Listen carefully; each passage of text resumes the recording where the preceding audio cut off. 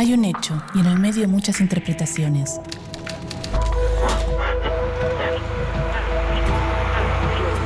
En la calle, en el auto, en la casa, el bar, el trabajo. Hay distintos puntos de vista en el medio de tanta información. Ahí estamos nosotros, en el medio del ruido. En el medio hay un hecho y distintas miradas. En el medio hay un hecho y muchas verdades. En el medio hay mensajes y miradas. Y nosotros estamos ahí. ¿Qué ves? ¿Realidades? ¿Qué escuchas? ¿Verdades? ¿Qué lees?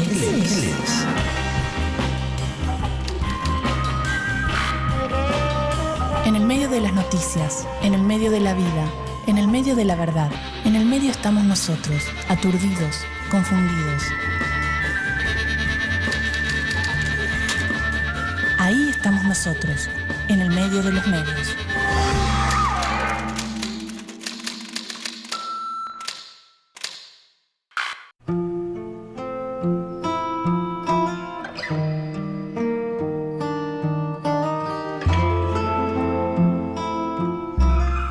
La crónica policial apunta directo a nuestra emoción, apela al impacto que supone el crimen en el inconsciente popular. Sus formas y sus contenidos nos acompañan cada día, reportando e instalando un relato de la realidad. Muchas veces, al ver estas noticias, el espectador tiende a atemorizarse, más cuando se presenta un hecho puntual como un todo absoluto. Entonces, ¿cómo construyen los medios de comunicación el relato policial? ¿Qué es el periodismo policial? Es difícil decirlo, es difícil definirlo porque ya de por sí la denominación de policial es un tanto arbitraria. En el sentido de que uno en ese espacio escribe sobre delincuentes. Entonces sería más acertado hablar de periodismo delincuencial.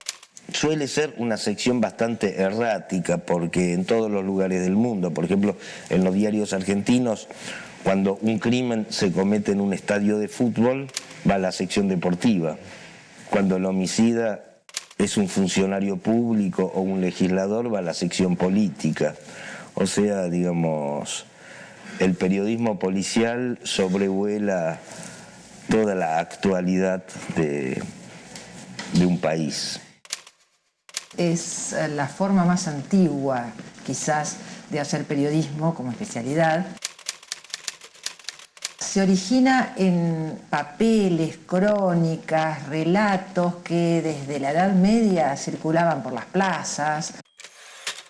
Y siempre tuvo una relación con la moraleja, con el orden social, porque se lo puede interpretar como un tipo de noticia que inspiraba el temor a Dios.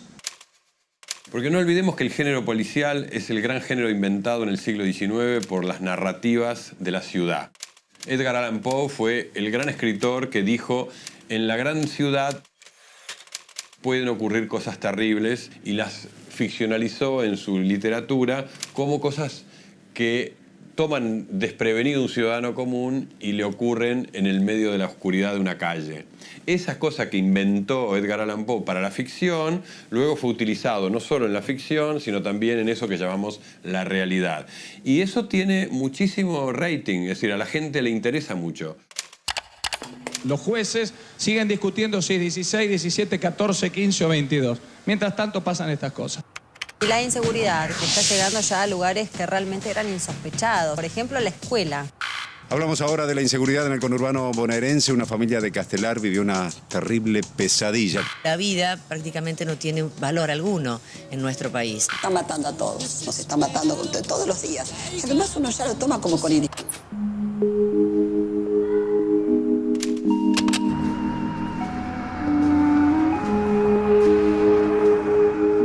¿Por qué el relato policial es tan atractivo para el público y redituable para los medios de comunicación? ¿Cuáles son las características propias del policial que producen tanta fascinación?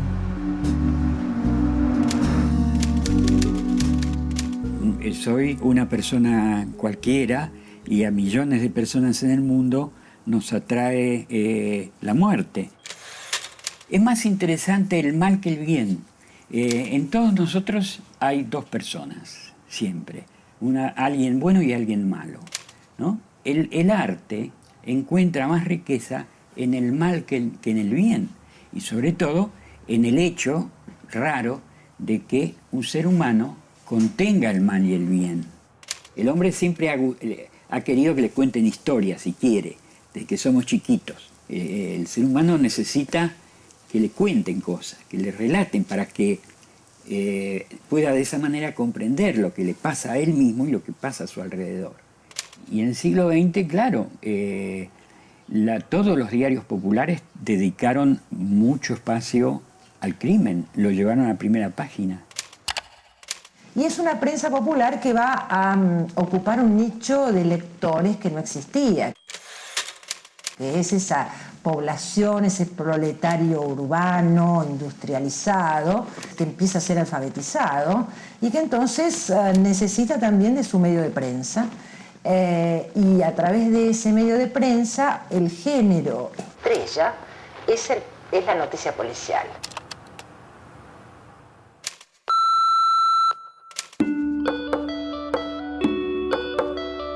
¿Cómo fue la evolución como género de la crónica policial, desde su aparición hasta nuestros días? Siglo XVI. Las primeras gacetas alemanas y francesas incluyen notas sobre crímenes, dramas familiares y chismes de la realeza. Pero es en la segunda mitad del siglo XIX donde se las considera una forma particular de hacer periodismo. 1895. Los propietarios de los periódicos rivales, el magnate William Randolph Hearst y Joseph Pulitzer, entran en competencia y apelan a un estilo sensacionalista para multiplicar la venta de sus periódicos. Siglo XX. Buenos Aires. Los principales diarios despliegan una crónica del homicidio tomando como modelo los grandes casos cubiertos por la prensa francesa. En los años 20 se afianza el género y en algunos diarios, como Crítica, los policiales se relatan en verso. Un caso emblemático fue el asesinato y descuartizamiento de Virginia Donatelli a manos de su novio, el chofer Julio Bonini. Y el cronista Héctor Pedro Blomberg lo glosó así. En el lago flotante, en las aguas, un sereno encontró el otro día el cadáver cortado en pedazos de una pobre mujer. ¿Quién sería? ¿Quién llevó esta carroña hasta el lago y la hundió cuando nadie veía? ¿La llevó algún señor de la Valle? De la Valle y Riobamba sería.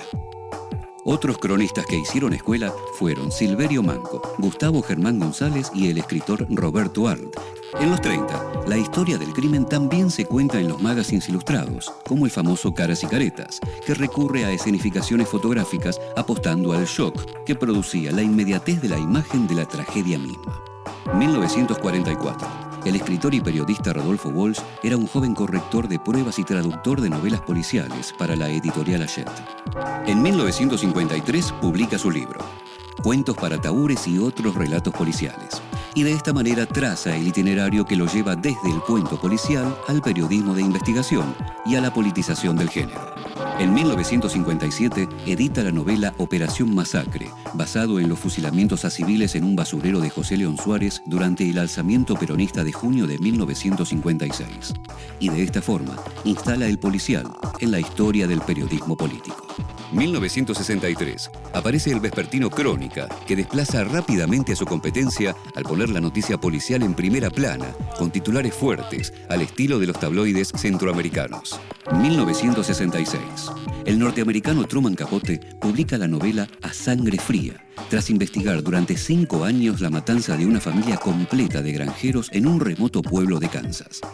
Con esta obra, instaura un género donde se combinan elementos literarios con otros propios de la investigación periodística, non-fiction. En los 90, el periodista argentino Enrique Sdrech participa en varios programas de televisión y se vuelve popular con sus informes policiales.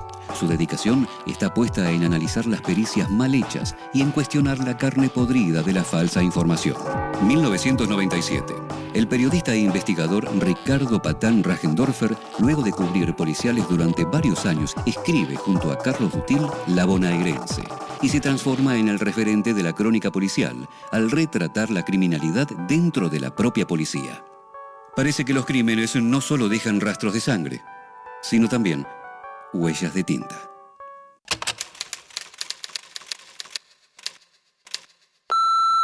A mí lo que siempre me llamó la atención, por ejemplo, cuando iba a hacer una nota, de un crimen, supongamos, o un hecho violento, era que siempre, por más rápido que llegáramos, siempre estaba la policía primero, ¿no? Y la policía siempre tenía una versión que decir, ¿no? Aunque no lo sepa. La policía, digamos, es el primer narrador de un caso policial, ¿no?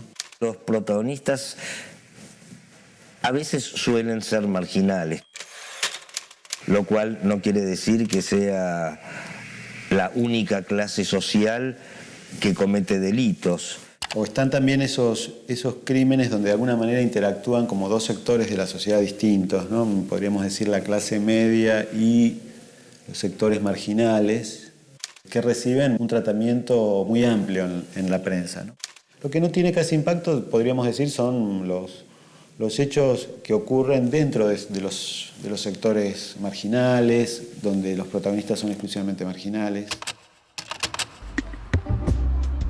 Si la noticia es un recorte de la realidad, ¿la inseguridad es parte del recorte que realizan los medios? ¿Es un todo continuo, como la prensa publica? ¿O es una sensación temporal producto de intereses políticos? Hay dos cosas. Hay un problema de seguridad, que es un problema real, y hay una proyección de la cuestión, una proyección pública, ¿no? Lo que yo observo recorriendo distintos países de nuestra región es que el problema real de inseguridad es diferente en cada país. Sin embargo, el mismo discurso único de medios está en todos los países, cualquiera sea el índice de homicidio. Se busca el homicidio de la semana, si no hubo un homicidio importante, interesante, cruel, algún psicópata, alguna bestialidad en la semana, se busca el de la semana anterior y se sigue con el de la semana anterior, ¿no? Esto uno se pregunta, bueno, ¿pero por qué pasa? Bueno, es una técnica que se baja de Estados Unidos, de las administraciones republicanas de Estados Unidos a partir de 1980. Pero que es una cuestión interna de Estados Unidos y que lleva a Estados Unidos a tener un sistema penal sobredimensionado como no existe otro en el mundo, una inversión inmensa en millones y millones de dólares en sistema penal, etcétera, y alta tasa de homicidios, por cierto, también. Bueno, ¿cómo se traslada a América Latina? Se traslada a través de la comunicación, pero lo que se traslada es la publicidad de esta inmensa empresa, y no tanto a través de la comunicación de noticias, que serían noticias norteamericanas, no, a través de la comunicación de entretenimientos. Cuidado con la comunicación de entretenimientos, cualquiera que se siente frente al televisor y se pase 10 minutos haciendo zapping, ha visto 5 homicidios.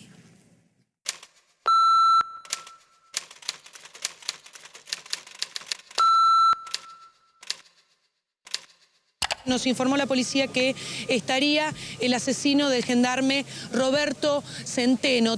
Robos, hurtos, escruches, arrebatos, salideras, motochorros, rehenes, secuestros son parte del plato típico del menú de inseguridad que degustamos todos los días. El sociólogo brasileño Muniz Sodré decía que la noticia ordena el mundo, ¿no? Es decir, de los miles y miles y cientos de miles de acontecimientos que suceden, la noticia tiene ese valor, o en todo caso esa función, de ordenar el mundo.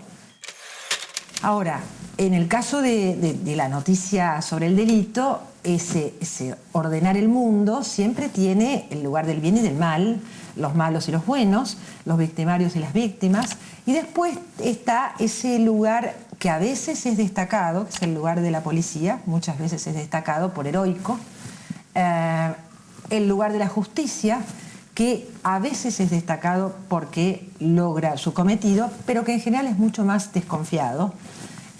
Así como a la policía se le perdona más, al menos en la prensa argentina, a la justicia se le perdona menos. Quizás por muchas razones, pero una de ellas porque forma parte de las instituciones cuestionadas, ¿no? Naturalmente que el rol del medio puede informar, pero el problema es otro. Yo abro un diario y me encuentro la mitad del diario dedicada a noticias policiales y judiciales, penales, y la otra mitad del diario dedicada a fútbol. Entonces ya no es que hable, sino que los dos elementos del mundo que me da son esos. Ese es el problema.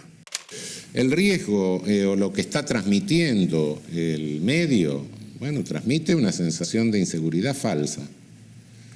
porque la verdadera inseguridad no la transmite. Si nosotros vemos el número de muertes no naturales, por decir de alguna manera, que tenemos, el principal número de muertes violentas que tenemos son las muertes de tránsito. A eso siguen los suicidios. A eso siguen los homicidios dolosos, ¿sí?, intrafamiliares e intragrupales. Y después siguen los muertes en asalto. Entonces mejor hablemos del asaltante solamente, que existe, claro, ¿no? Que existe, claro, por supuesto, y los hechos pasan. Sí, pero en los grandes números, cuidado, porque tan muerto está el muerto de tránsito como el muerto en un asalto, ¿no? Y son mucho más los muertos de tránsito que los muertos en el asalto. Y es la primera causa de muerte violenta en la faja joven de población.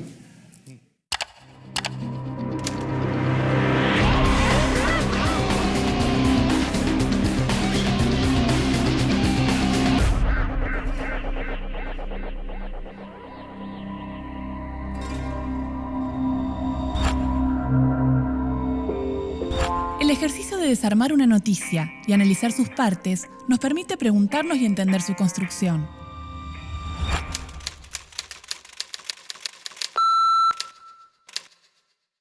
El domingo 26 de noviembre de 2006 es encontrado el cadáver de Nora Dalmaso en su casa de un country privado en Río Cuarto, Córdoba. Los grandes medios de comunicación cuentan el hecho, pero eligen reflejar la vida privada de la víctima en lugar de transmitir los hechos de un caso policial. El asesinato de una mujer con ribetes sexuales. La víctima es hallada desnuda, en el cuarto de su hija y con marcas de ahorcamiento en su cuello. Los primeros comentarios apuntan a un supuesto juego sexual, que se le fue de control al asesino. Nora y su marido. Parece mentira que ahora, ante lo irreversible, aparezcan los secretos. Al poco tiempo, el asesinato de Nora Dalmaso pasa de la sección de policiales a las secciones de información general o sociedad, y luego a las tapas de diarios y revistas, para convertirse en el hito del verano de 2007. De esta forma, Nora Dalmaso, la víctima, pasa a ser Norita, una mujer que es investigada por su vida sexual más que por las causas de su muerte. ¿Hasta dónde llega la preocupación de los medios por informar? ¿Y dónde empieza el deseo empresarial de aumentar las ventas y la audiencia? La muerte del country, como se la llama, muerte y no asesinato, pasa a ser la noticia más leída del verano. América TV, en horario de protección al menor, publica fotos de la víctima tras ser asesinada. ¿Qué datos aporta ver las fotos del cuerpo desnudo de Nora Dalmaso? ¿Cuál es el límite entre informar acerca de un crimen y decir cosas sobre la víctima que la estigmatizan, corriendo el riesgo de desviar la investigación y hasta justificar un crimen?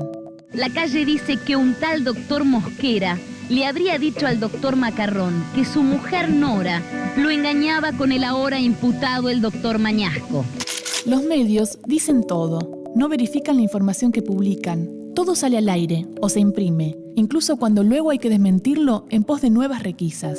Hoy, 3 años después, no hay resoluciones. Con el correr de la causa, muchos fueron los posibles asesinos, ninguno condenado. Pero en el inconsciente colectivo, Nora Dalmaso todavía queda como una mujer infiel y de vida libertina.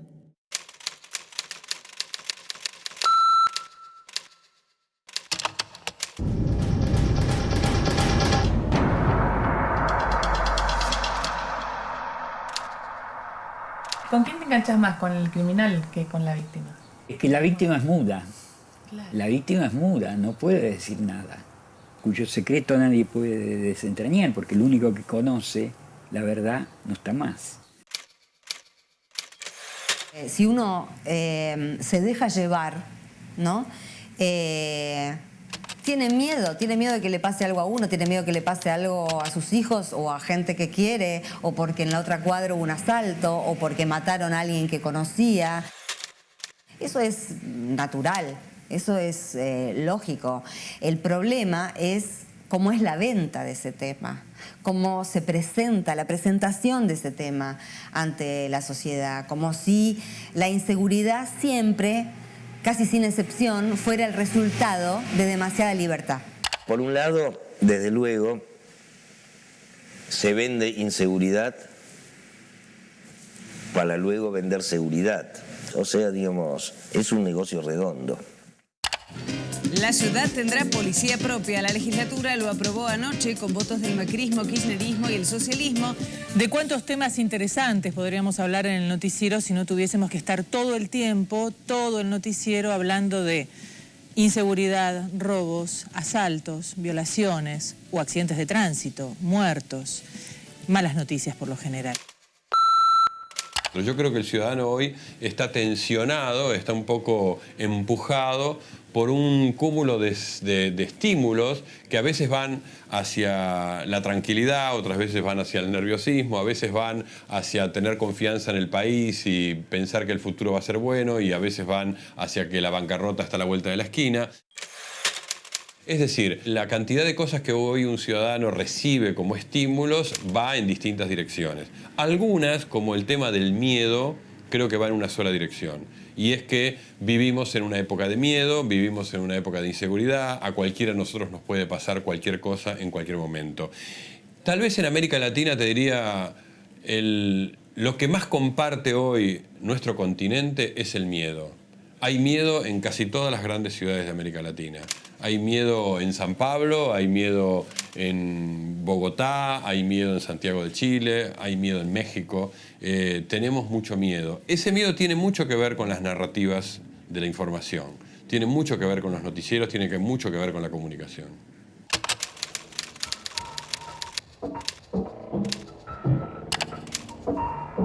La máquina de escribir, según cómo la manejás, ¿es un abanico o es una pistola?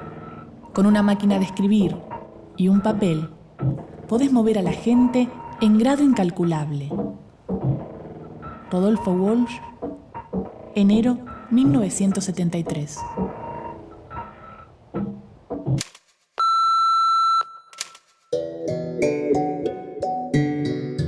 La mañana del lunes 10 de septiembre de 1990, en la provincia de Catamarca, encontraron en una zanja el cuerpo desfigurado de una chica de 17 años, María Soledad Morales.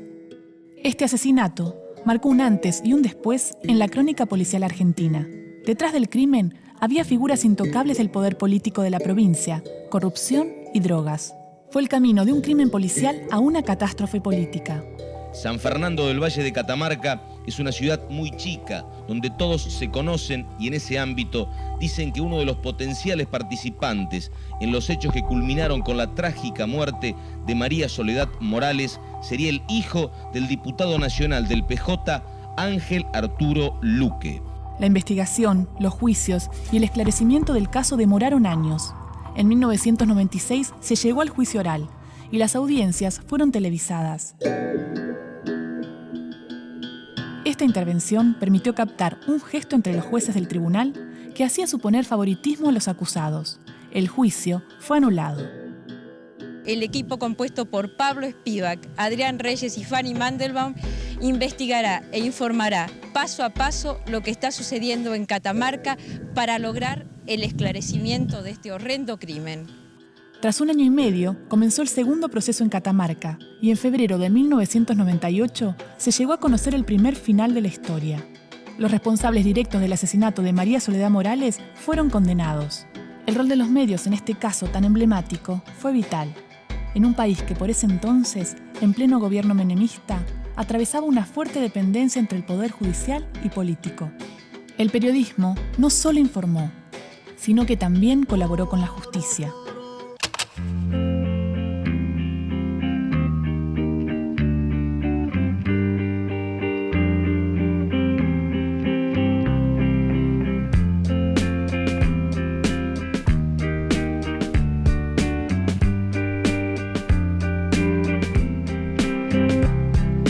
Hay como poco espacio para la reflexión sobre el delito, ¿no? en los medios. Y yo creo que también hay todavía menos reflexión sobre la forma en que se relatan los hechos, que eso también debería ser incorporado, digamos, ¿no? a la reflexión. Cómo se construyen las noticias policiales, ¿no? Cómo se relatan y qué efectos tienen, ¿no? Los crímenes más contados por la prensa son los delitos contra la propiedad privada y los delitos que incluyen homicidio, ¿no? Ahora, lo que pasa es que los medios construyen una noticia donde se juntan también los crímenes de género, los crímenes privados, los crímenes familiares, los que no tienen que ver con el azar, sino que tienen que ver con las relaciones familiares internas. Eso puesto en conjunto da como resultado una sociedad altamente conmocionada, una sociedad que está viviendo en un estado de peligro permanente, que acecha. Por eso digo, cuando un noticiero, por ejemplo, tiene un asalto con toma de rehenes, tiene allí un trabajo inmenso que realizar para volver eso un tema de atracción de grandes públicos. Porque el episodio en sí no produce eso. Lo produce si el noticiero lo cuenta y lo dramatiza como una novela. Entonces, ¿qué es lo que le da? En primer lugar, le da mucho rating, le da mucha retención de públicos. El miedo es algo que ha crecido porque hay datos reales, auténticos de inseguridad y porque hay muchas narrativas sobre la inseguridad. Yo creo que es la conjunción de ambas cosas.